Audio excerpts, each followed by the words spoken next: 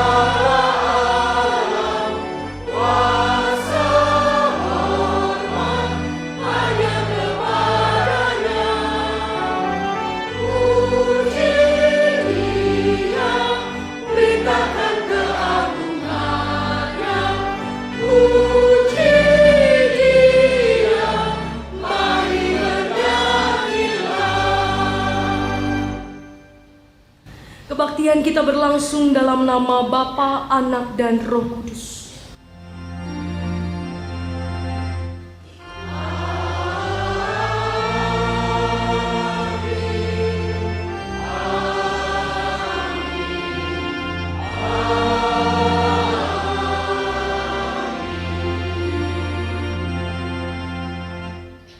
Kasih karunia dan damai sejahtera dari Allah Bapa kita dan dari Tuhan Yesus Kristus menyertai saudara sekalian. Dan menyertai saudara juga.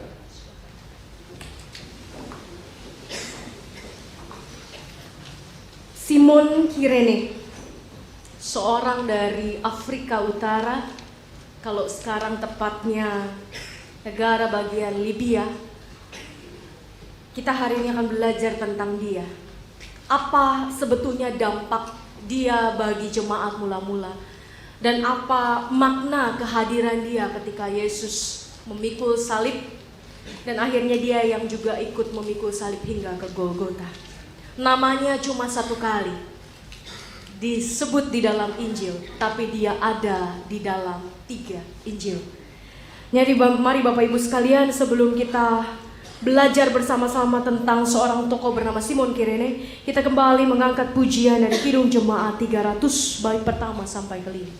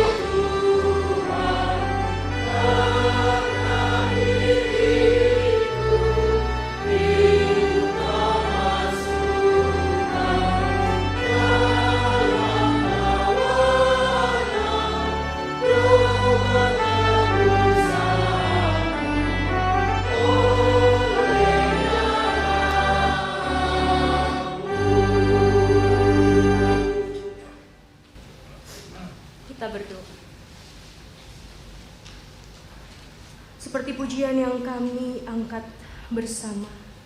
Andaikan Engkau bukan milik kami dan kami bukan milik Engkau, maka tidak akan ada pengampunan dan keselamatan. Tidak akan ada kehidupan yang baik yang bisa kami jalani. Kehidupan yang penuh dengan sukacita dan damai sejahtera. Tidak ada akan kekuatan ketika kami jatuh, ketika kami gagal, ketika kami melakukan apa yang keliru. Tidak ada lagi kebangkitan. Karena tanpa Tuhan segala sesuatu mati.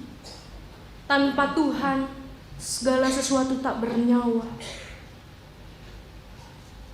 Dan kami sadari Tuhan bahwa kami bukanlah makhluk yang terbaik. Kami bukanlah makhluk yang termulia. Bahkan seringkali apa yang kami lakukan lebih buruk daripada ciptaan yang lain. Kami adalah makhluk terhina. Makhluk terhina yang Kau pilih. Dan itu hanya karena kemurahan-Mu belaka. Karena kasih-Mu yang tidak terbatas dan tidak bertara. Dan andai Tuhan tidak memutuskan untuk turun ke dalam dunia, untuk mati disalibkan, maka kami pun tidak akan pernah mencari Tuhan. Tidak akan pernah mengenal Tuhan. Dan akan hidup serampangan, hidup semau diri kami sendiri. Tapi kami yang terbatas dan hina ini Kau pilih untuk satu tujuan mulia, untuk satu rencana yang indah, rencana yang terbaik. Jadi biarlah kami Tuhan Kau sucikan, Kau kuduskan, agar di dalam kelemahan dan keterbatasan kami, di dalam kehinaan kami tetap mengupayakan hidup baik di hadapan Tuhan, hidup benar di hadapan Tuhan. Kuatkanlah kami, angkatlah kami, topanglah kami, karena tanpa Tuhan kami bukan siapa-siapa dan bukan apa-apa. Demi Kristus kami memohon. Amin. Suaramu kudengar. Memanggil.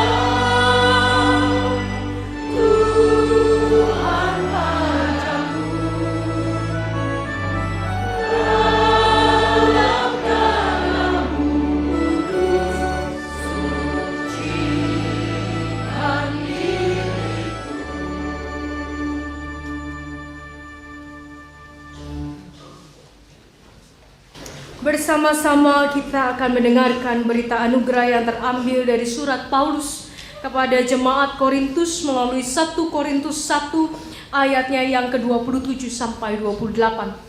Tetapi apa yang bodoh bagi dunia dipilih Allah untuk memalukan orang-orang yang berhikmat. Dan apa yang lemah bagi dunia dipilih Allah untuk memalukan apa yang kuat. Dan apa yang tidak terpandang dan yang hina bagi dunia dipilih Allah. Bahkan apa yang tidak berarti dipilih Allah untuk meniadakan apa yang berarti. Demikianlah berita anugerah dari Tuhan.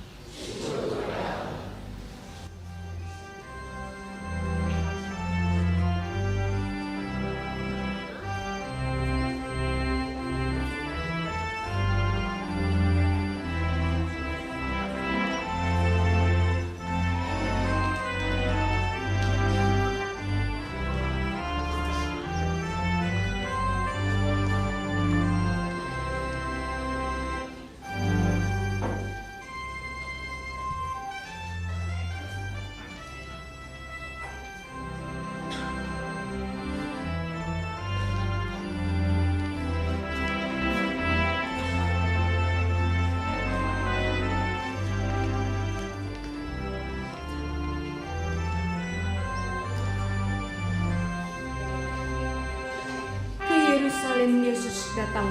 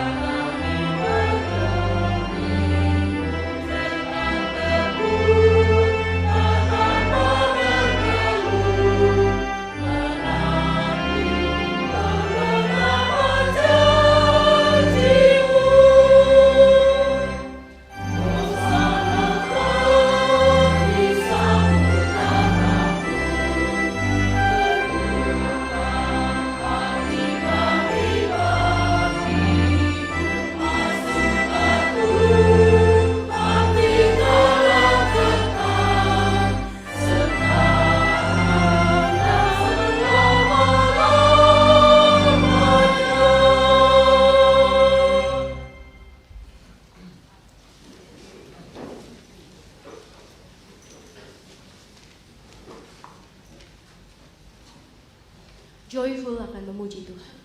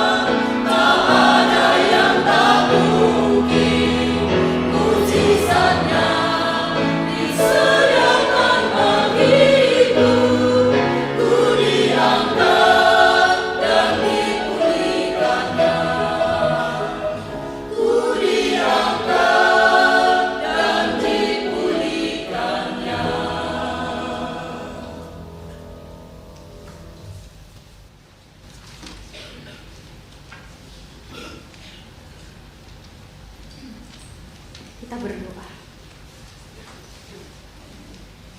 Tiada yang mustahil bagi Tuhan. Ajar kami mengimani itu Tuhan.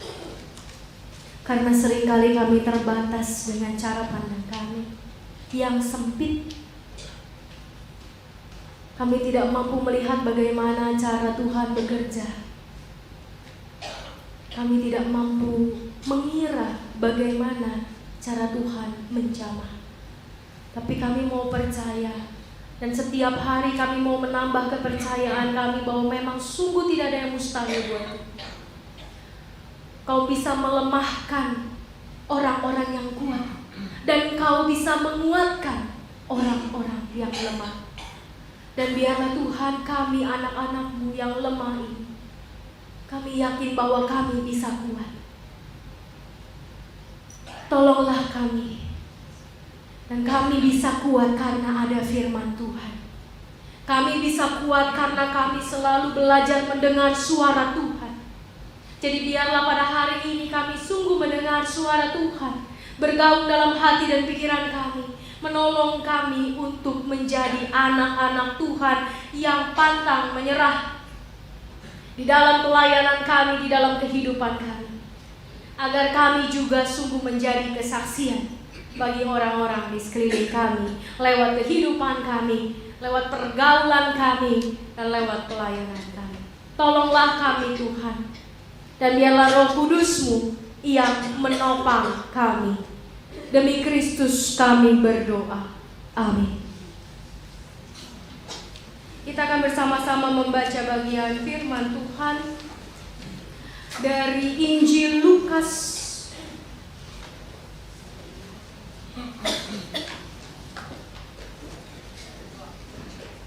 Lukas 23 ayat 26. Saya akan membacakan buat kita semua. Lukas 23 ayat 26. Ketika mereka membawa Yesus, mereka menahan seorang yang bernama Simon dari Kirene, yang baru datang dari luar kota. Lalu diletakkan salib itu di atas bahunya, supaya dipikulnya sambil mengikuti Yesus. Demikianlah pembacaan firman Tuhan Yesus Kristus. Berbahagialah setiap kita yang mendengar firman Tuhan, memeliharanya. Hosya.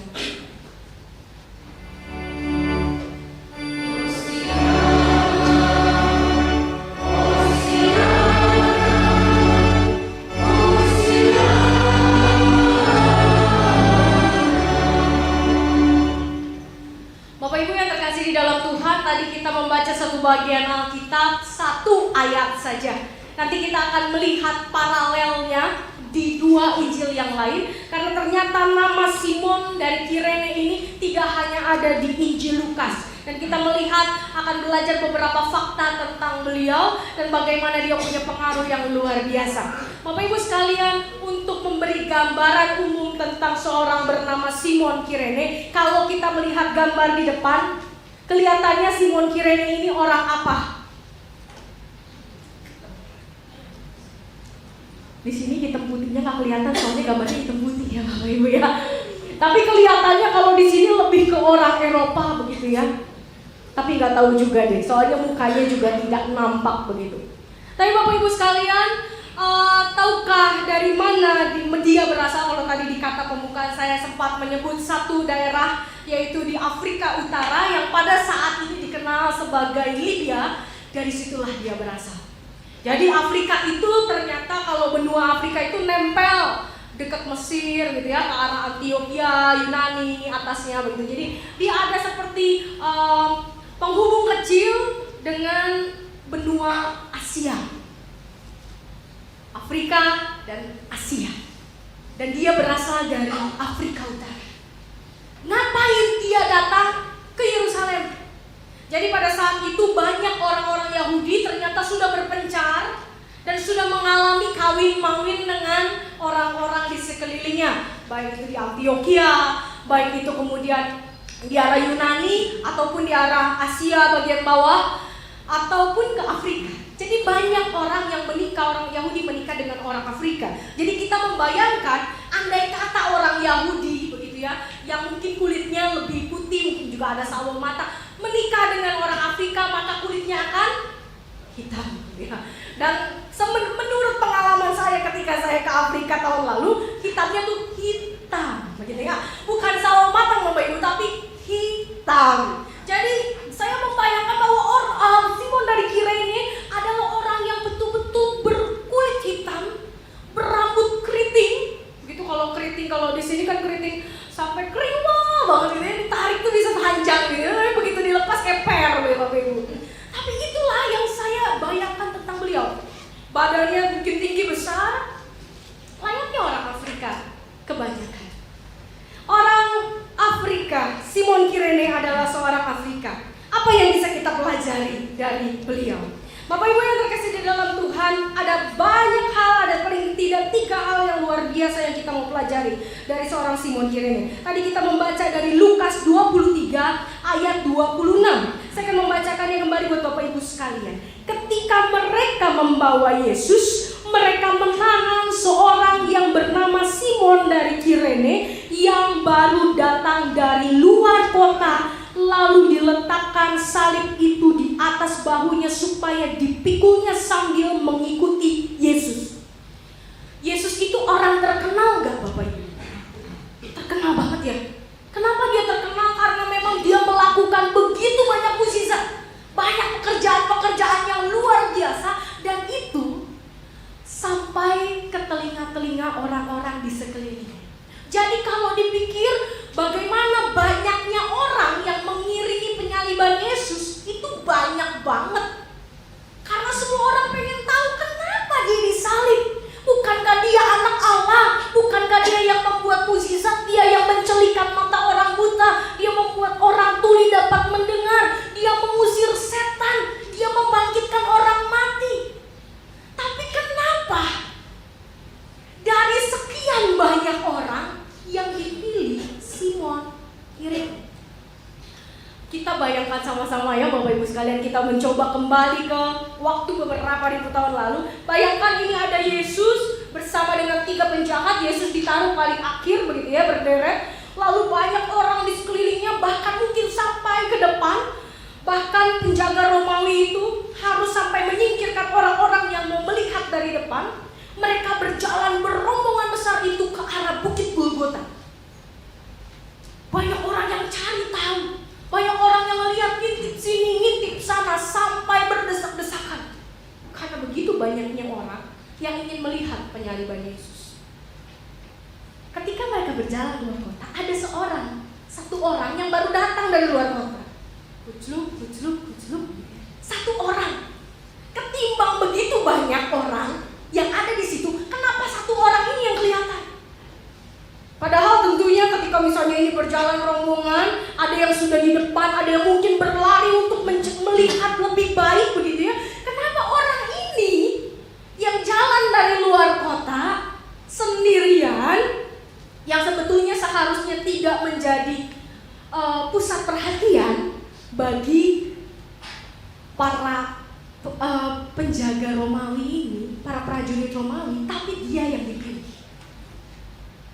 Ada satu hal yang pertama yang ingin kita pelajari, bahwa Simon dari Kirene mengalami yang namanya providensia Allah. Providentia Allah. Apa artinya providensia Allah? Artinya pemilihan Allah. Bahwa dia ada di situ pada waktu mungkin dia pikir, waduh mati aku ya. Aku ngelewatin orang-orang bergerombol yang saling berteriak satu sama lain. Mungkin ada yang melempar batu ke arah Yesus, ada yang berteriak, ada yang wah ramai luar biasa. Mungkin dia berpikir dari luar kota, waduh ada demonstrasi. Kira-kira kalau dia melihat ada demonstrasi seperti itu, dia kabur apa mendekat? Kalau secara logika pasti dia agak menjauh gitu ya. Tapi dia yang dipilih. Kenapa dia dipilih Bapak Ibu? Itulah yang disebut sebagai providensia Allah. Bahwa Allah memilih dia untuk satu tujuan yang luar biasa, dan nanti kita akan melihat di bagian yang ketiga. Jadi Simon Kirene yang pertama, dia mengalami yang namanya pemilihan Allah. Tidak ada yang namanya kebetulan. Mungkin buat dia, waduh saat ini saya kecelakaan ini, dia suruh datang begitu, dipaksa. Nanti kita lihat bagian kedua bahwa dia dipaksa. Dia dibanding begitu banyak orang, kenapa gua yang dipilih, kenapa saya yang dipilih? Mendingan kabur, mau kabur tapi ditahan begitu ya. Karena kalau tadi dibilang mereka menahan seorang yang bernama Simon dari Kirene, nggak buat salah, nggak buat apa-apa, tapi ditahan untuk memikul salib Yesus.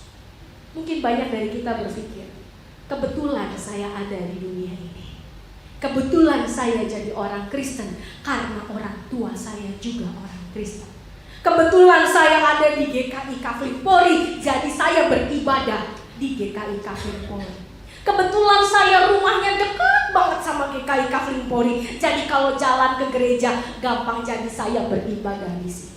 Banyak dari kita berpikir begitu banyak kebetulan. Padahal di dalam iman, di dalam Allah tidak ada yang namanya kebetulan. Dan ketika hari ini nanti kita juga akan menyaksikan bagaimana saudara-saudara kita akan dilantik menjadi pengurus badan pelayanan, bukan kebetulan. Ada adik-adik remaja, bukan kebetulan kalian ada di sini. Bukan kebetulan kalian hari ini akan dilantik menjadi pengurus remaja. Ada juga ibu-ibu pengurus lansia, bukan kebetulan ibu-ibu melanjutkan pelayanan. Walaupun mungkin ada rasa sedih karena ditinggal satu sahabat yang juga sudah begitu lama bergelut di dalam dunia lansia. Bahkan sampai detik-detik terakhir hidupnya dia masih berpikir tentang lansia. Beberapa hari sebelum dia pergi ke rumah Bapa, mungkin ada rasa sedih, ada rasa aduh kali ini formasinya gak lengkap, gak seperti tahun-tahun yang lalu tanpa kehadiran Ibu Tina. Tapi bukan kebetulan ibu-ibu ada di sini. Bukan kebetulan saudara dan saya ada di sini. Karena Tuhan memilih Anda, memilih saudara, memilih saya untuk ada di Kafling Polri, untuk membawa sesuatu, untuk mengerjakan sesuatu. Dan bukan hanya sekadar untuk menjadi jemaat yang duduk mendengar firman lalu pulang. Tuhan punya rencana. Ini yang dia disebut sebagai providensial Allah. Mungkin kita berpikir, ya saya memang jemaat biasa, saya bukan pengurus badan pelayanan. Tapi pasti ada rencana Tuhan ketika Tuhan menempatkan Bapak Ibu sekalian duduk di antara kursi di dalam gedung GKI Kafling Polri. Seperti Simon. Berapa banyak orang-orang di sekitar Jelambar? Kenapa Bapak Ibu sekalian yang dipilih ke Kafling Polri dan bukan ke GKI Pakuan? Dan bukan ke GKI Tubagus Angke, dan bukan ke GKI Delima. Bahkan saya tahu bahwa banyak sekali jemaat-jemaat yang jauh sekali tinggalnya. Ada yang di Rawamangun, ada yang di tempat Tebet, tetap setia datang ke sini. Kenapa? Karena Allah memilih saudara. Bukan karena saudara memutuskan untuk hadir di tengah-tengah jemaat Tuhan GKI Kafling Polri. Tapi karena Tuhan menempatkan saudara dan saya di tempat ini. Itu hal yang pertama, bahwa Simon Kirene bukan kebetulan jalan berjumpa dengan para prajurit lalu dipaksa untuk memikul salib Yesus. Kenapa? Kita mau melihat bagian firman Tuhan yang lain. Kita mau melihat di Matius 27. Ini adalah padanan dari bacaan yang tadi pertama kita baca. Matius 27 ayat 32.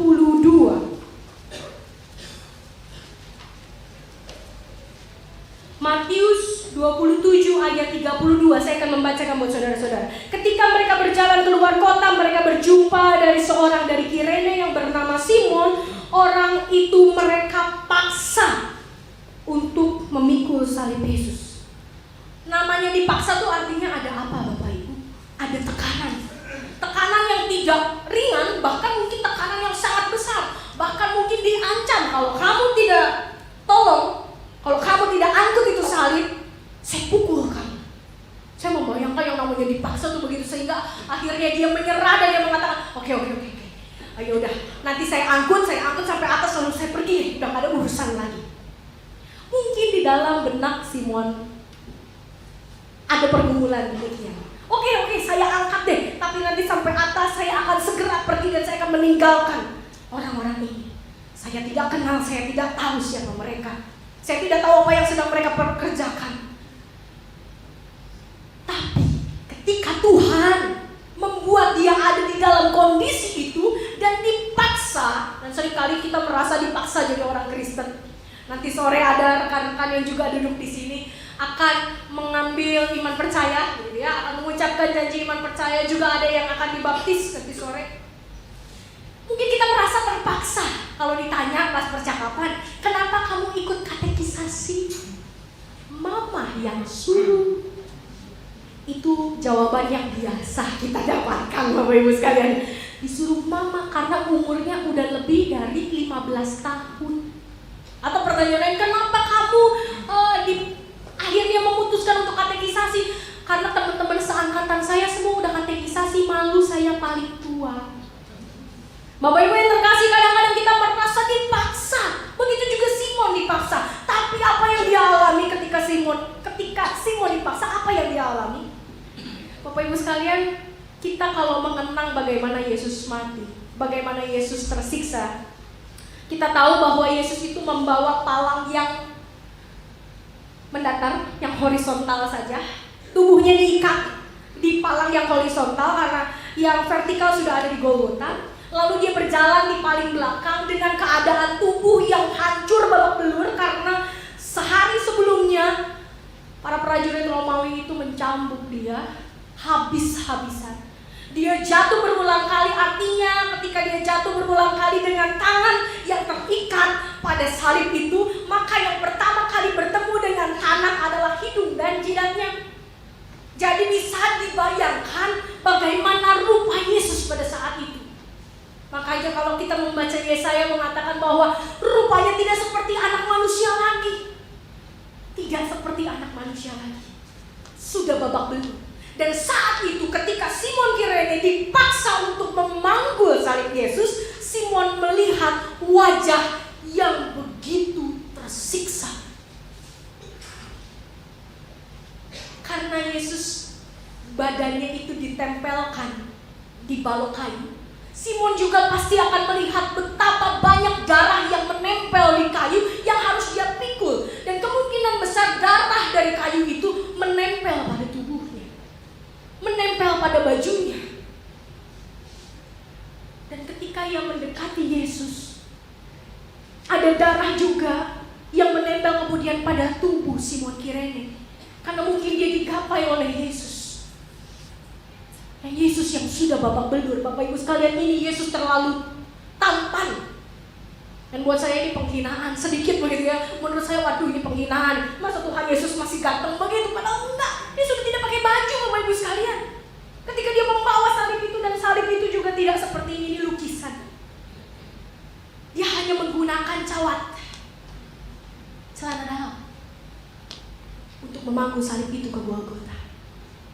Dia melihat muka yang penuh belas kasih. Dan ketika kemudian Simon Kirene naik sampai ke bukit Golgota, dia melihat mungkin pada awalnya dia bilang, aku segera akan pergi dari tempat ini. Saya gak mau menyiksakan diri dengan kejadian-kejadian yang tiba-tiba begini. Lebih baik saya pergi dan saya tidak dipaksa untuk melakukan apa-apa lagi. Tapi mungkin ketika ia melihat Yesus tergantung di atas kayu salib, dia melihat bagaimana prajurit Roma memasukkan paku yang begitu tajam, begitu besar ke dalam tangannya dan kakinya, dia mungkin akan menjadi tertegun. Mungkin dia tidak bisa bergerak lagi.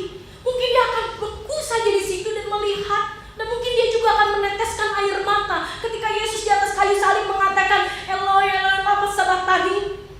Tuhan, ampunilah, Allah, mengapa engkau meninggalkan aku? Dan mungkin dia akan menangis dengan begitu menjadi-jadi ketika mendengar Yesus mengatakan, ampunilah mereka, sebab mereka tidak tahu apa yang mereka lakukan. Dan Simon akan memakai kenangan itu di dalam benaknya. Itu adalah sesuatu kenangan yang tak akan terlupakan, Bapak Ibu sekalian. Saya punya trauma tersendiri terhadap mobil. Makanya kalau Bapak Ibu sekalian masih sering melihat saya menggunakan motor. Kenapa? Karena saya punya trauma. Papa saya pernah ditabrak orang menggunakan mobil, menggunakan motor, tapi ke depan mobil saya dan orang itu meninggal. Dan orang itu saya pegang kepalanya. Seorang ibu-ibu menggunakan jilbab dengan kepala terbelah ada di tangan saya. Bukan karena salah papa saya, tapi karena salah beliau. Karena beliau kaget, dia gas motor itu dan dia lompat ke mobil kami. Oleh karena itu ketika saya naik mobil, saya ketemu dengan begitu banyak motor seliweran, saya keringat dingin Bapak Ibu. Bukan saya nggak suka naik mobil, tapi sungguh saya trauma. Apalagi yang dialami oleh Simon Kirene. Pengalaman yang dia lihat dengan matanya, melihat Yesus seperti itu dengan luka-luka di sekujur tubuhnya. Itu pengalaman yang mengerikan dan pengalaman yang mungkin tidak akan terhapuskan dari ingatannya seumur hidupnya. Tapi dia menyaksikan kasih Allah yang besar itu karena dia dipaksa, bukan karena dia mau. Banyak dari kita merasa dipaksa ke gereja. Banyak dari kita merasa dipaksa pelayanan. Tapi tahukah Bapak Ibu sekalian, di dalam pelayanan kita akan berjumpa dengan Yesus. Di dalam pelayanan kita akan berjumpa dengan kasih Allah yang terus menopang, yang terus bisa mengharu biru kita. Seringkali pemaksaan Allah membuat kita berjumpa dengan kenyataan bahwa Allah sungguh mengasihi kita, sungguh mencintai kita, sungguh ada buat kita. Dan jangan takut untuk dipaksa. Jangan marah ketika kita dipaksa melayani Tuhan. Karena ketika dipaksa seringkali Tuhan memperlihatkan bagaimana Dia begitu ingin merengkuh saudara dan saya dan membuat kita menjadi spesial. Dan yang ketiga, apa dampaknya Bapak Ibu sekalian? Apa dampak perjumpaan dengan Yesus itu? Injil Markus ditulis tahun 60. Ternyata ada surat-surat Paulus yang ditulis lebih tua daripada Injil Markus. Injil Markus adalah Injil tertua di dalam Perjanjian Lama. Tapi ternyata ada surat-surat Paulus yang ditulis lebih dahulu dari Injil Markus. Salah satunya adalah Tesalonika dan Roma. Saya akan membacakan satu bagian dari firman Tuhan di Roma, yaitu dari Roma 16 ayat 13. Roma 16 ayat 13. Saya akan membacakan kepada Bapak Ibu sekalian. Salam kepada Rufus, orang pilihan dalam Tuhan, dan salam kepada ibunya yang bagiku adalah juga ibu. Siapa Rufus ini? Gak ada nyambungnya sama Simon Kirene. Tapi ternyata ada sambungannya Bapak Ibu sekalian. Rufus ini adalah anak dari Simon Kirene. Tahu dari mana? Kita akan membuka bersama Injil lagi. Kita akan membuka bersama Injil Markus 15 ayat 21. Markus 15 ayat 21. Kita baca sama-sama ya Bapak Ibu kalau yang sudah ketemu. Injil Markus 15 ayat 21. Pada waktu itu lewat seorang yang bernama Simon orang Kirene, ayah Alexander dan Rufus, yang baru datang dari luar kota, dan orang itu mereka paksa untuk memikul salib Yesus. Rufus yang ada di sini, yang dicatat oleh Markus. Karena saya berpikir gitu ya, kalau ada orang asing memikul salib Yesus, lalu kemudian dia tidak bawa dampak apa-apa bagi iman orang Kristen, maka namanya tidak akan pernah dituliskan. Apalagi nama anak-anaknya. Apa sempat ditanya, tadi manggul salib Yesus ya? Nama anakku berapa? Nama anakku berapa? Nama anakku siapa? Nggak ada kan Bapak Ibu sekalian. Orang mana peduli sama dia, orang pedulinya sama orang yang disalib. Tapi kenapa Injil Markus menulis nama anak-anak dari Simon yang adalah Rufus dan Alexander? Karena ternyata Simon membawa perubahan. Ketika dia berjumpa dengan Yesus, ketika dia merasa dipaksa, ketika dia berjumpa tanpa sengaja, kebetulan katanya, kecelakaan. Padahal di dalam Tuhan tidak ada yang namanya kecelakaan, tidak ada yang namanya kebetulan. Semua itu sudah dirancangkan jalannya walaupun kadang kita melenceng. Ketika Simon pulang ke Kirene, dia mengabarkan Injil Kristus. Tahu dari mana lagi kalau Bapak Ibu sekalian punya gadget begitu ya? Ada Alkitab, Bapak Ibu ketik saja Kirene. Ternyata Kirene itu tidak hanya melekat pada kata Simon di 3 Injil. Bahkan Paulus di dalam pelayanannya di Kisah Para Rasul ini, Bapak Ibu sekalian akan menemukan banyak kesaksian tentang orang Kirene di Kisah Para Rasul. Kisah Para Rasul mengatakan, Paulus yang mengatakan bahwa saya mendengar ada orang-orang di Kirene yang mengaku Yesus sebagai Tuhan. Tahu dari mana orang Kirene tentang Yesus? Paulus tidak pernah ke sana. Paulus tidak pernah ke sana. Itu bukan jalur pelayanannya Paulus. Petrus juga tidak pernah ke sana, karena Petrus dikhususkan menjadi rasul bagi orang Yahudi. Terus orang Kirene tahu dari mana tentang Yesus dan mengatakan bahwa Yesus itu Tuhan. Dan kesaksian orang Kirene itu begitu banyak, Bapak Ibu sekalian, di Kisah Para Rasul.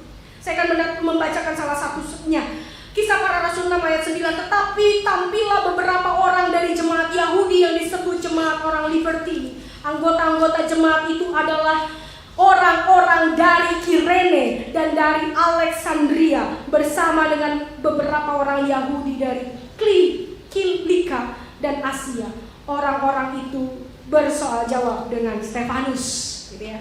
Mereka punya banyak pertanyaan tentang Stefanus. Lalu kemudian Kisah Para Rasul ayat 11 ayat 20, akan tetapi di antara mereka ada beberapa orang Siprus dan orang Kirene yang tiba di Antioquia dan berkata-kata juga kepada orang-orang Yunani dan memberitakan Injil bahwa Yesus adalah Tuhan. Siapa yang bawa Injil masuk kota Kirene? Tidak ada nama lain di dalam Alkitab yang disebut secara khusus orang Kirene selain Simon. Bapak Ibu sekalian, mungkin kita berpikir, wah ini Injil disambung-sambungin mungkin ya, karena nama orang itu kan banyak gitu. Tapi namanya pun tidak akan bisa dimasukkan oleh Markus. Markus adalah Injil tertua. Nama anak-anaknya tidak mungkin ada di situ kalau memang Simon tidak bawa dampak apapun bagi orang-orang di Kirene. Pertama, dia mengalami providensial Allah. Dia dipilih oleh Allah. Dan karena pemilihan itu dia juga merasa dipaksa. Tapi ketika dia dipaksa, dia melihat wajah Allah yang terluka, tapi yang penuh dengan kasih. Dia melihat bagaimana Allah disalib di atas kayu salib, menderita. Dan ingatan itu terus ada di dalam hatinya, di dalam pikirannya, dan terus bergaung. Sehingga kemudian ketika dia kembali ke Kirene, dia sampaikan, saya berjumpa dengan anak Allah yang digantung di kayu salib. Yesus itu Tuhan. Dan dia membuat orang Kirene, anak-anaknya, istrinya bertobat. Dan ternyata istrinya dari Simon juga adalah dianggap ibu oleh Paulus. Kalau tadi kita lihat dari Roma ditulis lebih dulu ketimbang Markus. Jadi Paulus sudah melihat bagaimana Rufus, anak orang Kirene ini, mengabarkan Injil bagi jemaat mula-mula. 3 hal Bapak Ibu sekalian. Mengalami providensial Allah. Tidak ada yang dari kita ada di sini karena sebuah kebetulan. Saya kebetulan di GKI Cafe Pori. Enggak, tidak kebetulan. Mungkin dari kita banyak merasa dipaksa. Terpaksa menjadi Kristen, terpaksa ke gereja, terpaksa melayani. Semuanya terpaksa. Tapi ingat, ketika kita dipaksa, kita bisa berjumpa dengan Allah yang luar biasa ini. Dan yang ketiga, ketika kita mengalami Allah itu, maka sesungguhnya kita akan berubah. Dan kita akan membawa perubahan bagi orang-orang di sekeliling kita. Simon dari Kirene boleh disebut hanya 1 ayat di dalam 1 Injil, tapi karyanya luar biasa di jemaat mula-mula, di Kisah Para Rasul. Bagaimana orang-orang Kirene kemudian bisa mengaku Yesus adalah Tuhan. Jadi ketika sekarang Bapak Ibu sekalian ada di sini, rekan-rekan yang akan diteguhkan menjadi pengurus Badan Pelayanan Remaja dan Badan Pelayanan Lansia, bukan sebuah kebetulan Bapak Ibu, saudara sekalian ada di sini. bukan sebuah kebetulan. Dan bila merasa terpaksa, jalani dulu, karena kita akan melihat bersama-sama bagaimana wajah Allah ada di dalam pelayanan kita. Dan ketika kita suatu saat menyelesaikan pelayanan ini, kita akan mengubah lebih banyak orang untuk mengenal Kristus. Amin. Tuhan menolong kita. Saat itu bagi kita semua.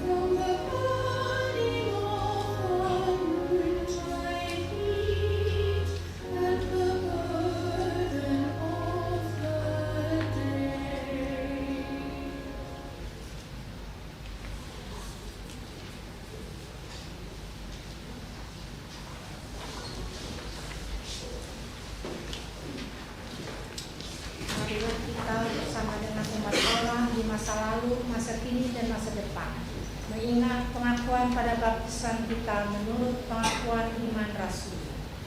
Aku percaya pada Allah, Bapa yang Maha Kuasa, Ahli langit dan bumi, dan kepada Yesus Kristus, Anaknya yang tunggal Tuhan kita, yang dikandung dari Roh Kudus, lahir dari Maria, yang menderita secara di bawah pemerintahan Pontius Pilatus, disalibkan, mati dan dikuburkan, turun dalam kerajaan maut. Pada hari yang ketiga, bangkit pula dari antara orang mati, naik ke surga, duduk sebelah kanan Allah, Bapa yang Maha Kuasa, dan di sana Dia akan datang untuk menghakimi orang yang hidup dan yang mati.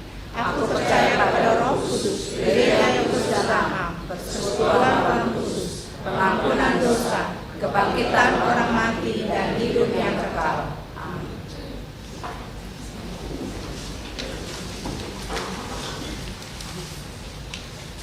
Tiba bagi kita akan melaksanakan pelayanan pelantikan badan pelayanan jemaat.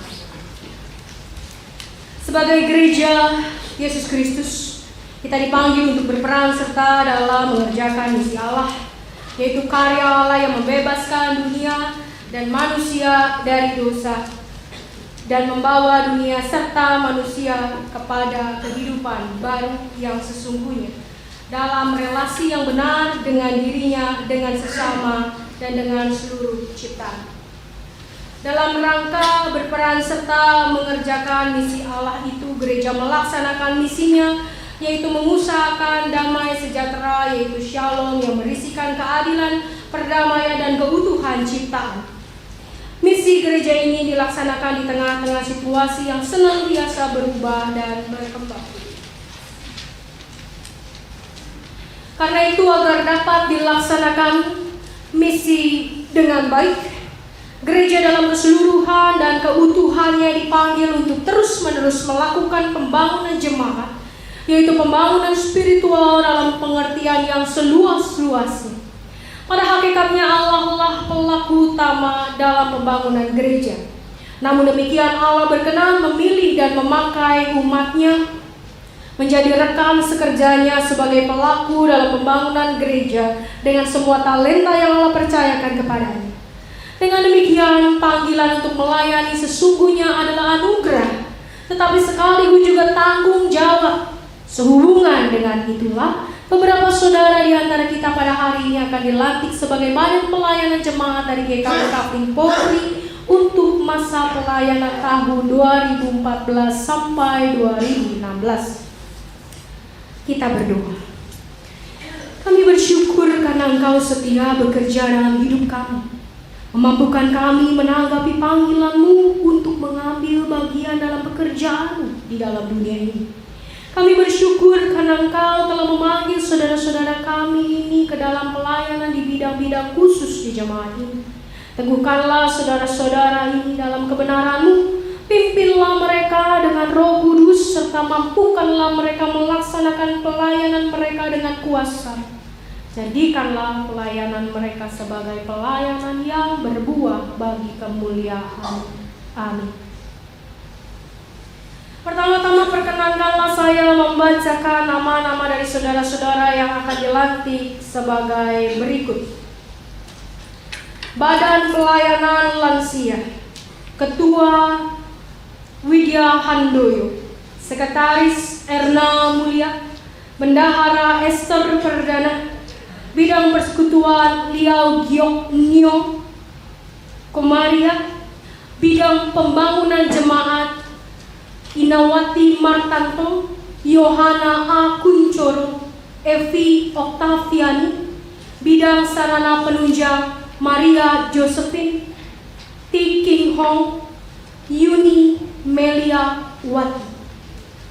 Badan Pelayanan Remaja, Ketua Benhard Pratama, Sekretaris Gerrit Michael Gosana, Bendahara Yunike Kristi.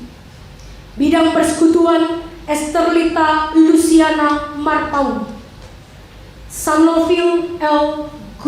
Gultom, Nathaniel Barwin, Jesselyn Johanna Thanos.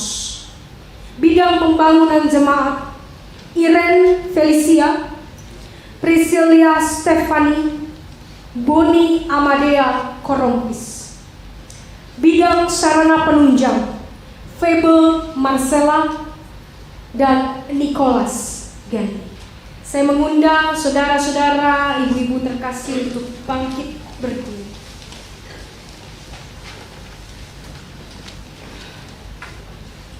Untuk menyatakan keyakinan dan janji saudara-saudara dengan jujur dan tulus hati di hadapan Tuhan dan jemaatnya, saudara-saudara telah menyatakan kesediaan saudara untuk ambil bagian dalam pelayanan di jemaat ini melalui badan-badan pelayanan.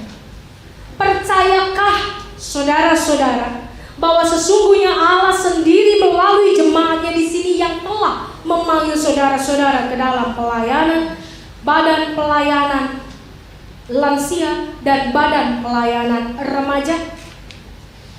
Yakinkah saudara bahwa Allah yang telah memanggil saudara-saudara ke dalam pelayanan akan tetap memimpin, mendorong, dan memampukan saudara-saudara dalam melaksanakan pelayanan saudara-saudara?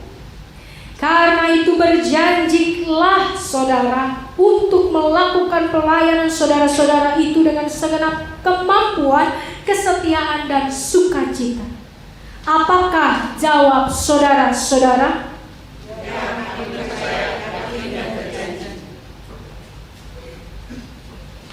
Calon pengurus badan pelayanan diminta untuk maju. Pertama-tama dari teman.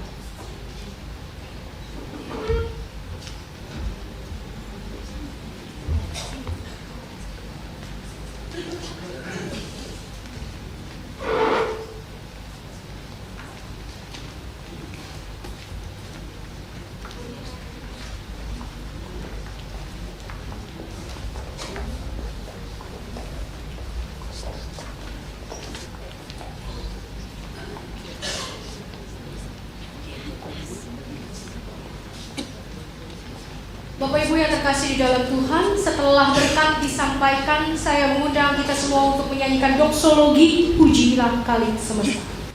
Allah sumber damai sejahtera yang telah memanggil saudara-saudara ke dalam pelayanan badan pelayanan lansia dan badan pelayanan remaja, kiranya menguduskan dan memelihara roh, jiwa, dan tubuh saudara hingga tak bercacat pada kedatangan Yesus Kristus Tuhan kita. Ia yang memanggil saudara adalah setia, ia juga akan menggenapinya. Amin.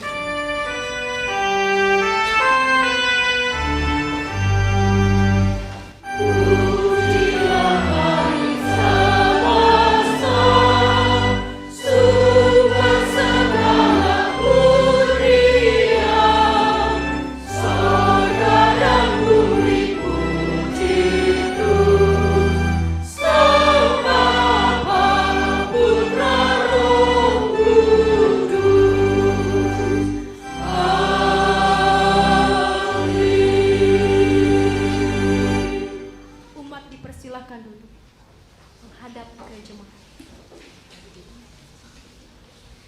Saudara-saudara, pelayan-pelayan Tuhan yang baru, inilah jemaat Tuhan yang menantikan pelayanan saudara-saudara. Karena itu berdirilah teguh, jangan goyah dan giatlah selalu dalam pekerjaan Tuhan. Sebab kamu tahu bahwa dalam persekutuan dengan Tuhan, jerih payahmu tidak sia-sia. Pelayan baru akan mengucapkan bersama-sama janji mereka. Kami akan menggunakan seluruh talenta dan kemampuan yang Allah telah karuniakan kepada kami untuk melakukan pelayanan yang dipercayakan kepada kami ini dengan rendah hati, lemah lembut dan sabar, serta menunjukkan kasih dalam saling membantu.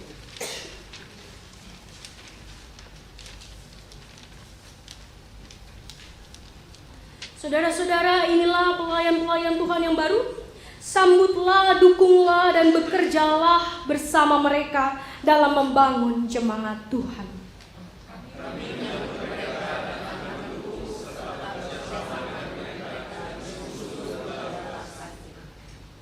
Penyerahan piagam.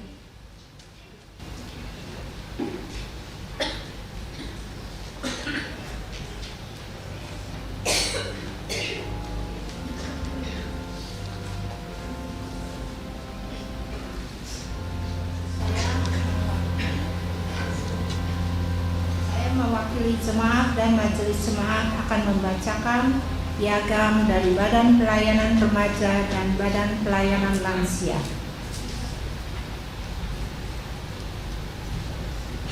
Majelis Jemaat Gereja Kristen Indonesia Kafling Polri Jerambar. Surat pengangkatan nomor 359/DKI/KPL /4 Romawi /2014. Berdasarkan keputusan Majelis Jemaat Gereja Kristen Indonesia Jalan Hadiah 1 Kafling Polri Blok D 14/1203 Jelambar, Jakarta Barat dalam persidangannya pada tanggal 23 Maret 2014, kami mengangkat saudara nama Benhard Pratama, nomor induk anggota 12-15001 selaku Ketua Badan Pelayanan Remaja GKI Kafling Polri, masa pelayanan April 2014 sampai Maret 2016. Kiranya Roh Kudus memperlengkapi saudara untuk melaksanakan tugas panggilan ini. Jakarta, 6 April 2014, Majelis Jemaat GKI Kafling Polri, Ketua Umum Pendeta Yael Lamurahan, Sekretaris Umum Penatua Lisdiana Suryadi.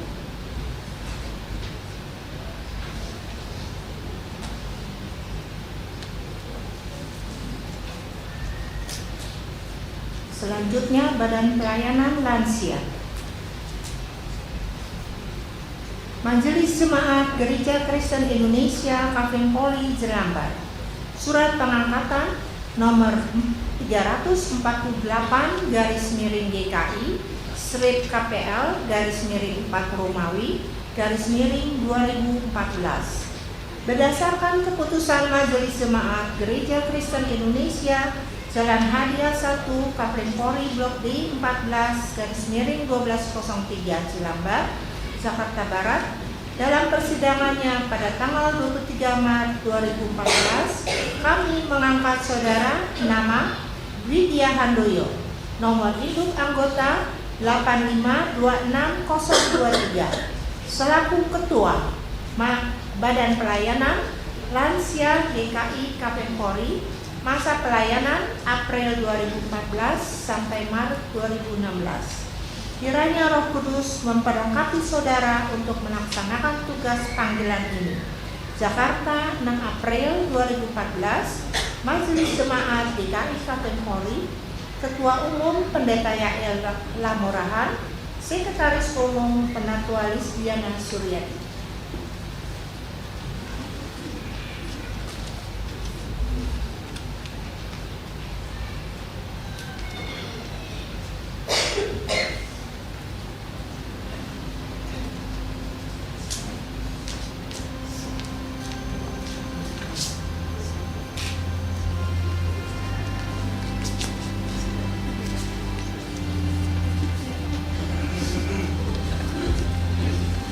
rekan-rekan yang Bapak Ibu yang pengurus baru boleh duduk.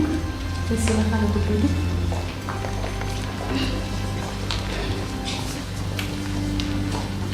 Kita akan bersama-sama berdoa.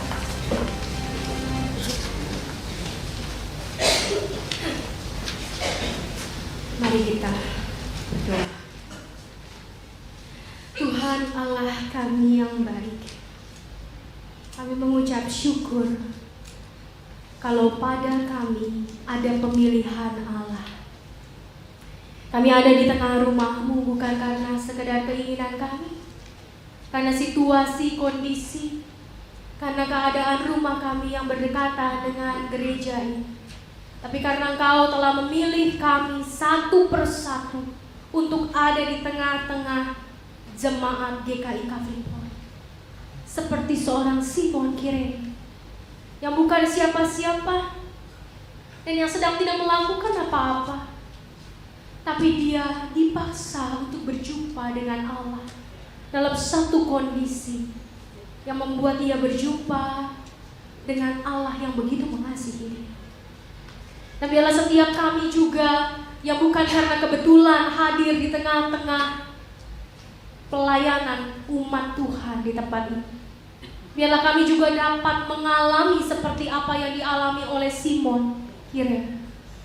Kami dapat berjumpa dengan wajah Kristus, karya Kristus, kekuatan dari Kristus kami alami ketika kami melayani, ketika kami melakukan apa yang baik bagi jemaat ini, dan terus menumbuh kembangkan apa yang dapat kami lakukan bagi jemaat ini.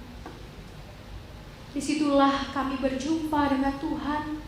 Disitulah kami juga mengalami perubahan, mengalami kasih setia, dikuatkan, ditopang setiap hari.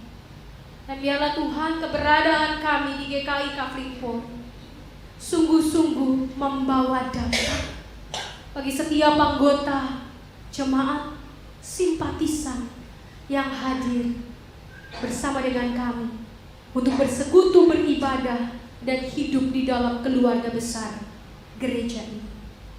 Ya Tuhan, pada hari ini kami juga mengucap syukur karena Tuhan telah memilih rekan-rekan saudara-saudara kami untuk menjadi pengurus badan pelayanan yang membuat gereja ini juga dapat terus menjalankan fungsi dengan baik. Biarlah Tuhan yang meneguhkan mereka, Tuhan yang menguatkan mereka, Tuhan juga yang memberikan mereka hikmat, kreativitas, kekuatan, sukacita, dan hati yang sungguh ingin melayani Tuhan. Hati yang sungguh tertuju kepada Tuhan. Hati yang ingin menyenangkan hati Tuhan, bukan sekedar menyenangkan hati jemaat kami. Dan biarlah Tuhan Engkau juga yang memberikan kepada mereka berkat di dalam keluarga mereka, sehingga mereka juga dapat menjadi seorang pelayan bukan hanya bagi kami di tengah jemaat ini, tapi di tengah-tengah keluarga mereka.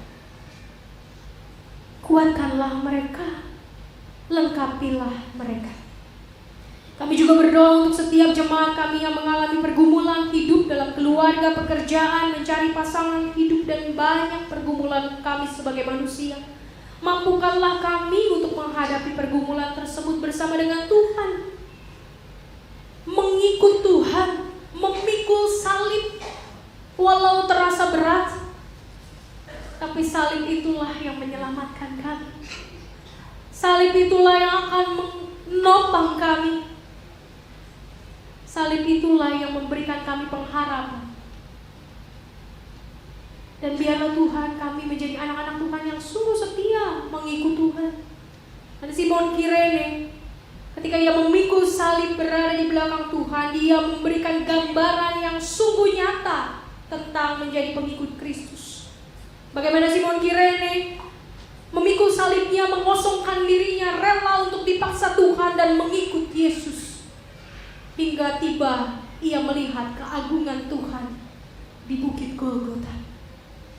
Dan dia membawa semangat, sukacita, kesaksian itu dalam hidupnya. Dan akhirnya mengubahkan keluarga, istri dan anak-anaknya, bahkan orang-orang di kotanya.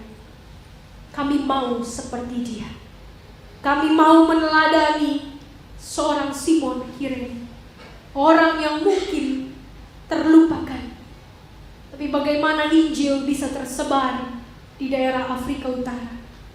Itu karena dia yang mengabarkan kesaksian yang dilihatnya. Dan biarlah kami juga dapat menyaksikan kepada lebih banyak orang lagi bahwa Tuhan adalah penyelamat kami. Yesus Kristus adalah juru selamat kami. Kami juga mau berdoa untuk jemaat yang berada di dalam sakit penyakit. Kami berdoa secara khusus pada hari ini untuk Pak Teddy, suami dari Ibu Angela. Kami berdoa untuk Ibu Sinaga. Kami berdoa untuk Ibu Eliawati. Kami berdoa untuk Ibu Suyatmiko yang berada di dalam keadaan sakit, lemah tubuh. Tapi biarlah sukacita mereka tetap ada, dan keluarga juga tetap dikuatkan untuk terus mendampingi mereka dalam keadaan sakit ataupun pemulihan.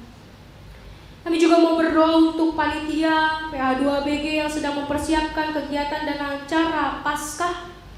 Dan biarlah Engkau yang terus juga bersama dengan mereka, memberikan mereka terus semangat setelah mereka bekerja melayani 2 kepanitiaan dan Paskah yang ketiga. Biar mereka tetap membara di dalam Tuhan. Mereka tetap sukacita di dalam Tuhan walau tubuh dan pikiran sungguh lelah. Dan biarlah Tuhan, Engkau juga yang menolong kami menghadapi pemilu 2014 yang akan dilaksanakan pada tanggal 9 April mendatang. Ajar kami untuk terus berdoa, meminta pemimpin terbaik, dan biarlah gerejamu dimanapun berada meminta pemimpin yang terbaik. Dan pemimpin yang terbaik itu dapat kami dapatkan lewat pemilihan umum yang akan kami langsungkan. Biarlah kami dapat memilih dengan tepat, cermat, penuh hikmat Tuhan. Terima kasih Tuhan Yesus. Banyak hal yang ingin kami sampaikan.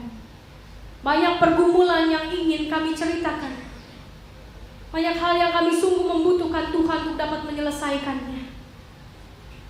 Tapi biarlah Tuhan, Allah yang menilik hati kami, Engkau juga Allah yang terus menguatkan kami untuk menghadapi setiap persoalan kehidupan kami. Dan hanya di dalam nama Tuhan Yesus Kristus, penolong kami yang sejati, kami berdoa, memohon, dan mengucap syukur. Amin.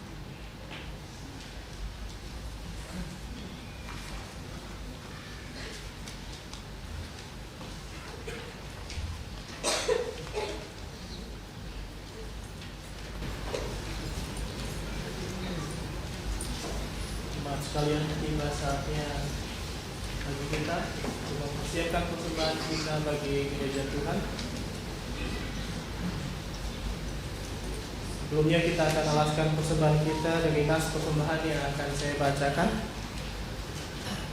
Terambil dari Kisah Para Rasul 20 ayatnya yang ke-35.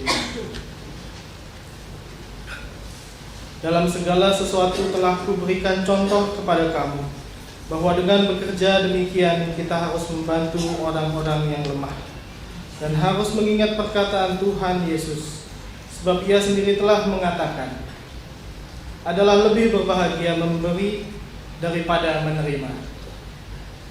Sambil kantong-kantong persembahan diedarkan, kita akan iringi persembahan kita dengan kembali menaikkan pujian dari Kidung Jemaat 289, Tuhan Pencipta Semesta.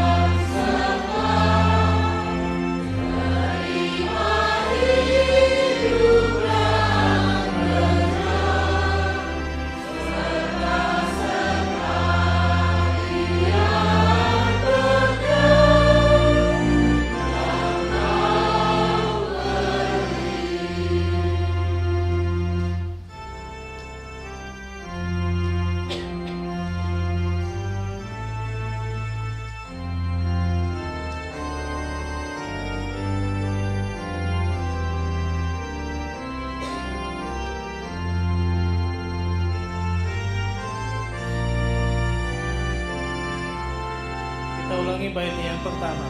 Tuhan pencipta semesta.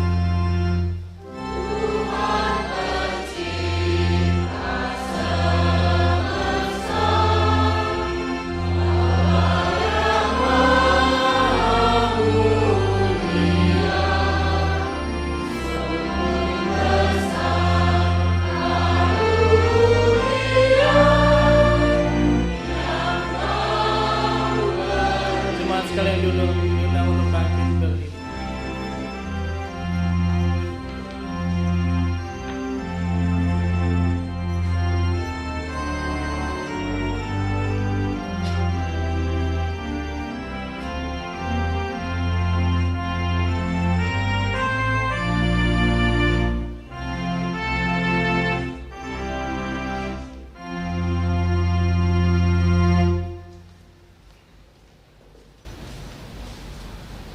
Kita berdoa.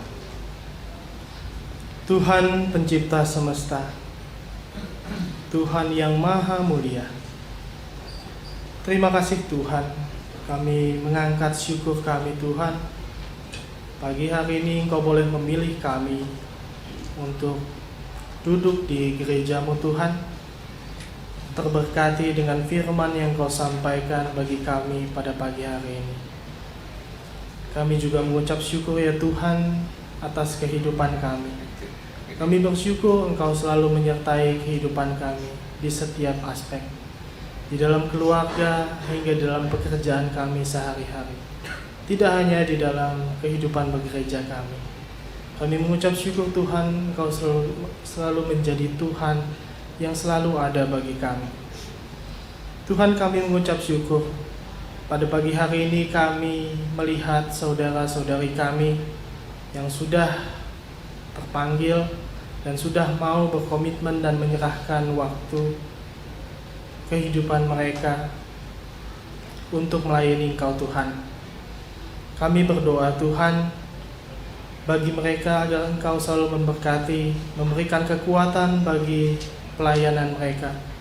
Dan biarlah Tuhan Engkau juga boleh memberkati kami dengan apa yang kami lihat dalam pemanggilan mereka pada pagi hari ini, boleh menjadi dorongan dan boleh menjadi semangat kami untuk memberi yang lebih baik lagi, boleh melayani Engkau dengan lebih baik lagi ya Tuhan.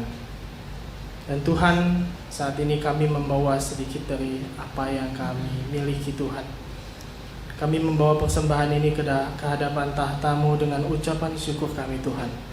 Kiranya Kau boleh terima Tuhan, Kau boleh layakkan, Kau boleh kuduskan di hadapan-Mu, agar baik bagi kemuliaan nama-Mu saja. Terima kasih ya Tuhan. Ajarkan kami bukan hanya dapat memberi secara materi, tapi juga dapat selalu memberikan tubuh kami dan kehidupan kami sebagai pemberian dan persembahan yang sejati hanya bagi kemuliaan nama-Mu. Terima kasih ya Tuhan, hanya di dalam nama Tuhan kami Yesus Kristus kami berdoa dan kami mengucap syukur. Amin. Jemaat sekalian, dengan tetap berdiri kita akan tutup ibadah kita pagi hari ini kembali dengan mengangkat pujian dari NKB 210, Ku utus Kau. Terima